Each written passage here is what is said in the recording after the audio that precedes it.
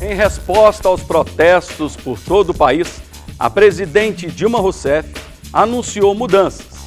O Pacto Nacional, como é chamado, deve contemplar a saúde, educação, transportes, responsabilidade fiscal e controle da inflação e um plebiscito para a formação de uma constituinte visando a reforma política. Mas o que realmente é viável para resolver os problemas do país e de toda a população? Este é o tema do Alerta Geral que começa agora.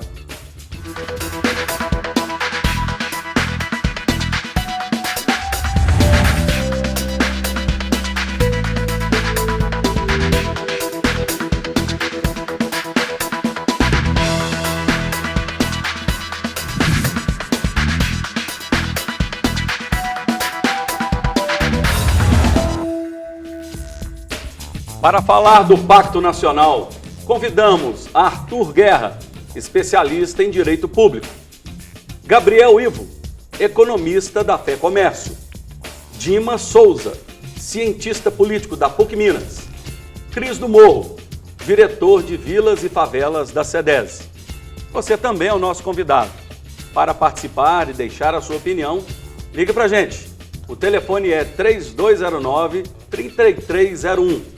Ou mande um e-mail para alertageral@redesuper.com.br. Se você preferir, você pode entrar no Twitter.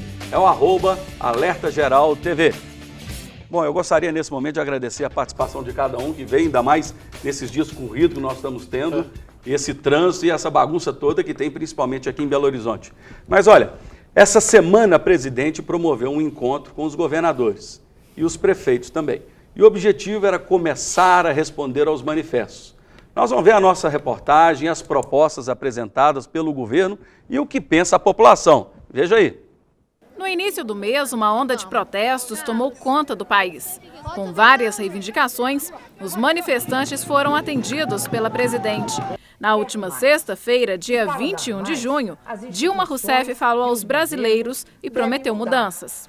Irei conversar nos próximos dias com os chefes dos outros poderes para somarmos esforços. Mas os protestos continuaram e nesta segunda-feira a presidente reuniu-se com 27 governadores e prefeitos de 26 municípios. Durante o encontro foram definidos 5 pontos a serem mudados no país. Chamado de 5 pactos, as ações prevêem responsabilidade fiscal. Consiste em medidas de garantia à estabilidade da economia e controle da inflação. Reforma política. Foi mencionado o plebiscito para uma Assembleia Constituinte. Por causa da polêmica, ainda está em discussão como será feita. Saúde. Aceleração dos investimentos em hospitais, incentivo à ida de médicos a regiões mais carentes e contratação de médicos estrangeiros quando houver necessidade. Transporte. A presidente anunciou o investimento de 50 bilhões de reais em obras de mobilidade urbana. Também será criado o Conselho Nacional de Transporte Público e, por fim, o Pacto de Educação. O meu governo tem lutado junto ao Congresso Nacional para que 100% dos royalties do petróleo e os recursos, 50% dos recursos do pré-sal, a serem recebidos pelas prefeituras, pelo governo federal, pelos municípios e a parte da União, eu repito, sejam investidos na educação.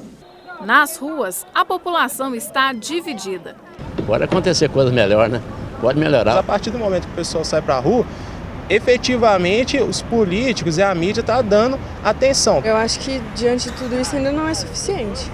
Pelo tanto de coisa que a gente está reivindicando, ainda não é suficiente. O país realmente está precisando de uma reforma política urgente. Eu acho que para mudar, teria que mudar eles primeiro lá. No que diz respeito à saúde, a classe médica de Minas Gerais contesta as opções apresentadas pelo governo.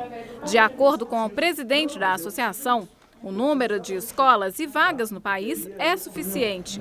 São 400 mil médicos no Brasil. Segundo ele, o grande problema que os profissionais enfrentam, sobretudo no interior do país, são as condições de trabalho. As condições de trabalho e a segurança profissional é que são a verdadeira causa da má distribuição de médicos no país, porque um profissional que gasta 10 anos para se formar a um custo muito elevado, ele precisa de mínimas garantias e, obviamente, de materiais e estrutura para trabalhar. Além de anunciar medidas que visam mudar os rumos do Brasil, as propostas apresentadas pela presidente também tinham o objetivo de conter as ondas de protesto que vem acontecendo em todo o país. Mas nem essas novidades diminuíram a apreensão dos comerciantes, que, preocupados, reforçam a segurança dos estabelecimentos. Eu espero que mude. Acreditar, eu não sei. Eu espero que mude, porque a gente precisa, dentro da loja, nós estamos colocando seguranças nossos, mas dentro da loja. Agora, para fora da loja, quem tem que dar segurança é o poder público. Nesta quarta-feira, durante o jogo entre Brasil e Uruguai, um grupo causou destruição na Avenida Antônio Carlos e nas ruas e avenidas próximas. Mas a maioria das pessoas protestou pacificamente. Crianças, jovens e idosos, todos esperançosos de que os manifestos resultem em um Brasil melhor. Bom, nós vimos aí, são muitas medidas e realmente está muita gente aí preocupada como é que vai ser, como é que não vai ser. Principalmente já tem um tanto de gente tentando acabar com esse tal de plebiscito e agora vai falando que vai ser um referendo. E eu queria começar aqui então com o Arthur. Arthur, afinal de contas, essa reforma política, ou ela vai vir para o plebiscito, ou ela vai vir aí realmente por um referendo? O que realmente vale a pena? Boa noite, Fernando. Boa noite aos demais telespectadores. Na realidade, o plebiscito é um instituto de participação popular direta, só que é um instituto de participação popular direta que é mantido nas mãos do Congresso Nacional. Ou seja, quem faz essa convocação do plebiscito não é o Poder Executivo, não é a presidente, mas sim o Congresso Nacional. Possivelmente, por solicitação da excelentíssima presidente, ele pode até, eventualmente, fazer essa convocação.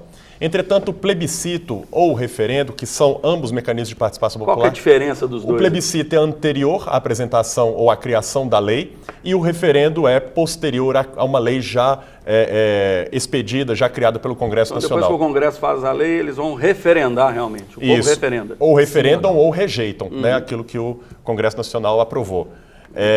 E, nesse sentido, o plebiscito ou o referendo para a aprovação de uma reforma política, ele não seria necessariamente o caminho viável, né? Inicialmente, a ideia proposta foi de um plebiscito para a aprovação de uma constituinte, mas essa ideia, de certa forma, é tão absurda que já foi até mesmo descartada pelo próprio Poder Executivo, né? Já foi deixado de lado. Quer dizer, o próprio governo está pensando em mudar essa ideia.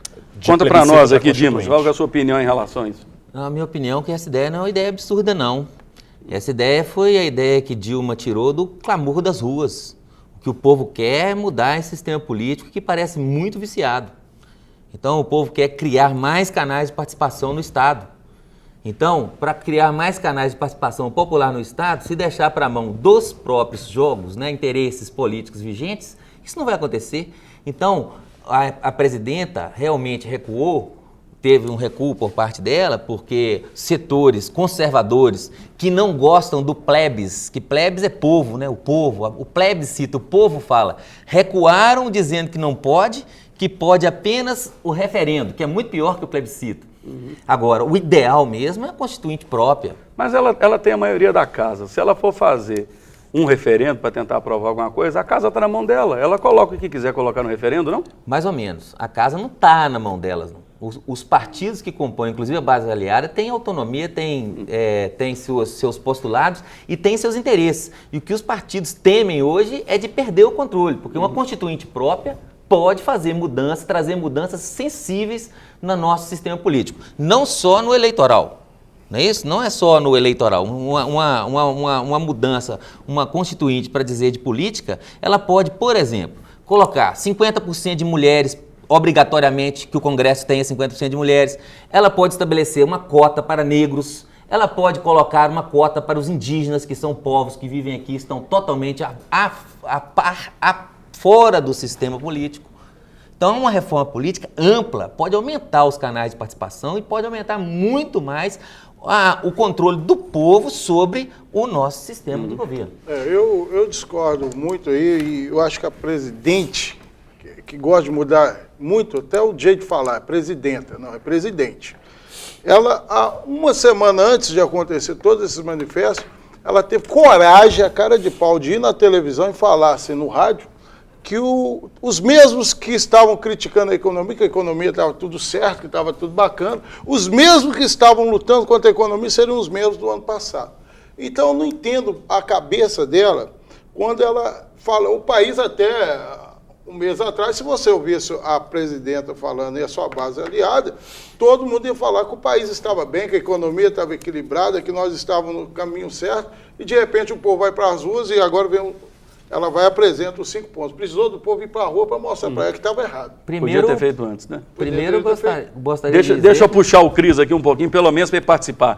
Ô Cris, aqui ela apresentou todos esses programas, essas ideias, e algumas pessoas, Gabriel, algumas pessoas estão falando aqui, poxa, podia ter feito talvez algo efetivo, algo factível logo de cara. Eles estão falando que, por exemplo, a redução de 40 para 20 ministérios seria uma ótima economia. Extinção de cargos de confiança, a transparência total de gastos públicos e o fim de emendas parlamentares. Quer dizer, isso aqui poderia fazer uma boa diferença em questão do combate da inflação? Sim, hoje o governo ele enfrenta justamente um trade-off que é conseguir um crescimento econômico sustentável em combate à inflação. Nós iniciamos o ano de 2013 realmente com uma preocupação visível contra a inflação. Essa responsabilidade fiscal, o governo tentando recuar justamente os seus gastos, isso também impacta direcionar ao crescimento econômico, que é um dos pilares do PIB. Então a gente tem o consumo das famílias, os investimentos, os gastos do governo e a balança comercial. Então o governo recuando esses gastos do governo, que é justamente pensando nessa responsabilidade fiscal, ele impacta diretamente o PIB, o crescimento da economia, que também será prejudicado. O controle da inflação que vem hoje assombrando, principalmente a classe média, que veio sustentando a economia no ano de 2012, também é um grande problema, um dilema que o governo enfrentou principalmente com a alimentação no início do ano, que foi o que pesou justamente no IPCA, que pesou justamente no consumo das famílias. Só que a preocupação agora ela mudou. A preocupação hoje do governo não é mais com a alimentação, porque era uma inflação sazonal, um aumento de preço sazonal. Hoje a preocupação ela está muito mais voltada justamente para o transporte coletivo e para preços de combustíveis, que é o que vem hoje mostrando o aumento dessa inflação que impacta diretamente o IPCA. Então esse é um trade-off que o governo vem vivenciando, ele vem tentando controlar essa inflação justamente com a taxa Selic, ele aumentou a taxa Selic agora na última reunião do Copom em torno de 0,5%, chegando a 8,5%, só que com isso ele acaba prejudicando um pouco o crescimento da economia.